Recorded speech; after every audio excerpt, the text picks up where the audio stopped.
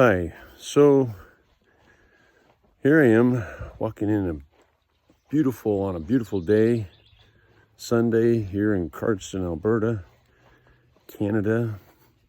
And I just I got off the phone with Bethany, and she was mentioning about how important it is to be able to learn to problem solve. And so I'm just going to take a minute here and talk about problem solving. And this is just, I hadn't really thought much about it, but over the years, it's just something I guess I've sort of taken for granted. And it was spawned as far as the problem solving skill set, for me at least, started when I was at BYU under a teacher named Eric Stephen. He was in the communications department there, and he taught a class that I had from him on small group communications. I think I had another class from him, but I don't remember exactly what it was. Anyway, point was he taught us about how to solve problems. And I remember him saying, he said, now if you get really good at solving problems, it's all around, it's going to help you, not only in your career, but in your home, in your church callings, in every walk of life. Problem solving just will help. So I'm just going to take a second here, or a few minutes anyway, and just talk about problem solving. And I'm just talking about it from my perspective. Everyone has their own way of solving problems. So, and everyone on this thread that wants to chime in on how they go about solving problems, that would be the preferred thing to do here. I think that's what the purpose of this is for. So, how I go about solving problems. I am confronted with them constantly. It seems like it's just become second nature. So what I do is I usually take a look, and I have to make sure I understand what the problem is. So identifying what the problem is, understanding what caused it, why it's there, and why it's a roadblock. It may not be a roadblock at all. Maybe it's just the perception that it's a problem or that kind of thing. But there are real problems too. So don't ever think that someone presents a problem that it's just frivolous. No, if it's a real problem to them, it needs to be a real problem to us. So I'll take that, and I'll just give you a simple example. A computer problem, okay? I deal with those all the time. So the other day, there was a problem with the computer, and it's always the computer's fault, of course. That's mean, nasty computers always got problems with it. But anyway, so the problem was not necessarily, and it had something to do with printing, just a simple printing something off the computer. And so the understanding of the individual was that it should just print for me. It's printed the last time I printed, and now it's got this error. And why does it have that error? And it's very frustrating, and it's all these other things. So as a problem solver, it's best to go and look at it and say, okay, yeah, I see, that sure is an error, all right, and you're right, that's a problem. And, in this particular case, I knew what the problem was and how to solve it. Now, that isn't always the case. There's a lot of problems that you don't have the answers to because you haven't been through it before. But there's certain steps that still need to be thought through and dealt with. So because I knew about that problem before, I had already gone to the extent of putting together a way to solve the problem for the next person coming along who might encounter it. And I did that via, in this case, I took some screenshots, I put it in a PowerPoint presentation with some verbiage and some arrows to show anyone following in those footsteps that was running into the same problem, hey, when you see this screenshot, and there's this arrow that points over here, push this button. not that button, or, follow this URL, not that URL.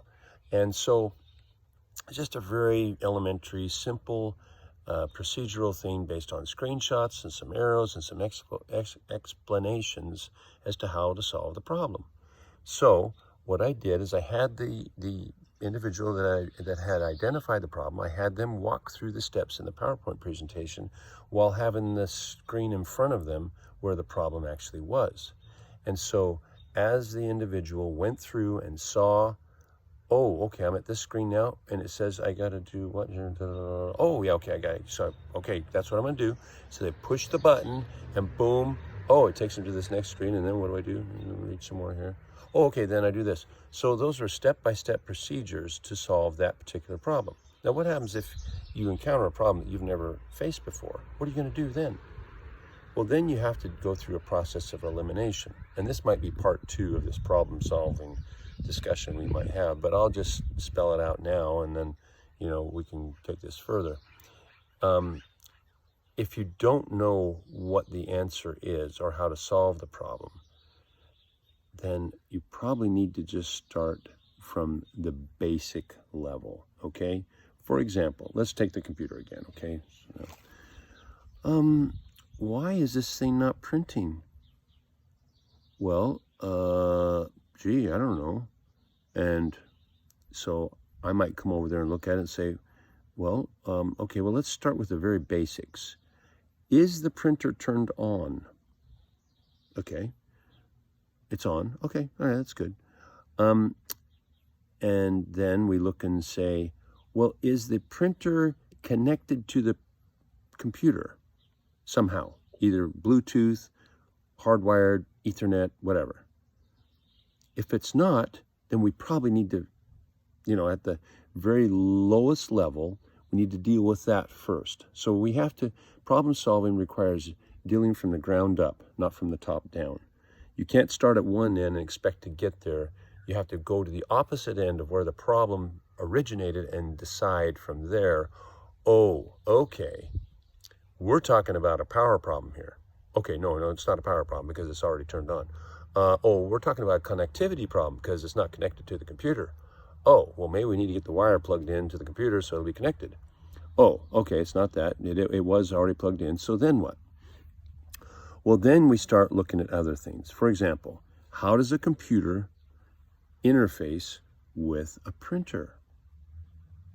It's called drivers. So we might not know anything about drivers, but we might say to ourselves, well, this is, what's the brand on this? It's an HP or it's a Dell or something, it's whatever the brand of the printer is. And then we might go to the website of that particular manufacturer and download the latest drivers for that printer onto the computer, so that there is a software synergy between printer and computer so they can speak to each other, pass data back and forth. I know that's probably more data than you really wanted to know or information you wanted to know, but that's basically how you go through the steps of solving a problem that you don't know what the answer is, but you have to find out what the answer is or what an answer will be. And there's not always the same, it could be multiple answers for the same problem. And it could be found out in a multiplicity of different ways. So all this was today was just to go and say, hey, it doesn't matter what the problems are that you're facing in the world today. It doesn't matter how big they are, how small they are all solvable. Every last one of them. Why? Because that's the way of our Father in heaven. That's the way he works. I know that. And I've just given a couple examples of computer problems. This applies. These steps apply to any problem-solving situation in life, be they financial, be they family-related, be they health-related, whatever. Problems can be solved. And it's just a matter of going through the steps, one by one, patiently trying this, trying that, until you hit on what the problem is. And then you solve it. And then you go on to the next problem. Anyway, love you. thanks for watching this.